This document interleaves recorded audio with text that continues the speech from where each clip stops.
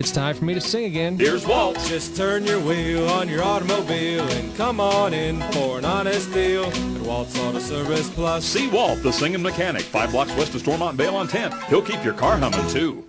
Walt, the singing mechanic here on 10th Street in Topeka, Kansas, is here to tell us about antifreeze maintenance. Take it away, Walt.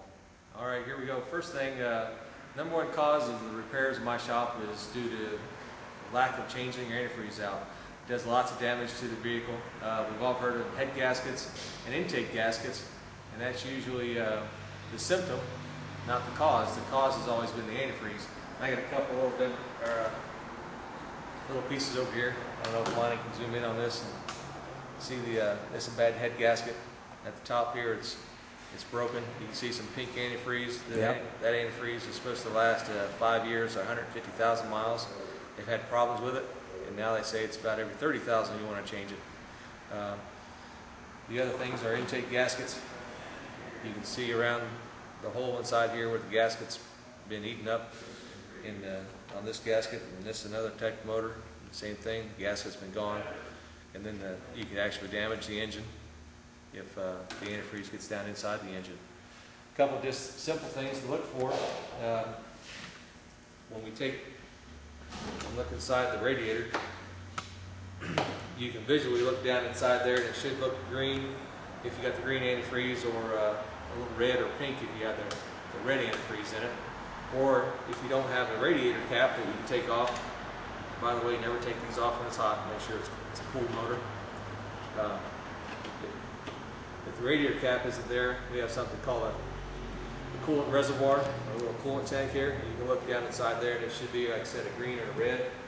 I worked on a car yesterday that this was the antifreeze. I took a sample out of it.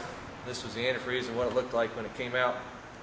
And that's already changed to an acid, started eating up the inside of the engine, the radiator, the heater core, head gaskets, all that fun stuff. It's already starting to do the damage, and that antifreeze should have been green, and it looks kind of like chocolate milk or brown. So not a good thing when that starts happening. This is a sample of 2 different kinds of antifreeze. This is the antifreeze that's already turned bad. The pH changed to an acid, started eating the inside of the engine, and this is the clean, good antifreeze that antifreeze should look like when it comes out of your engine.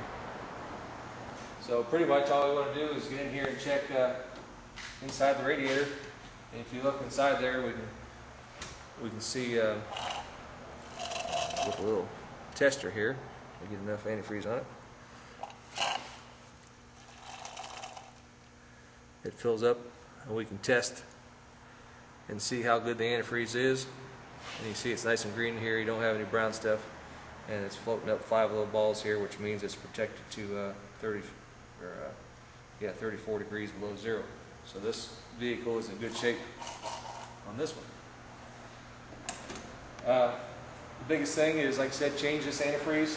We want to change it about every 2 years or 25,000 miles, and that saves you thousands of dollars in repairs.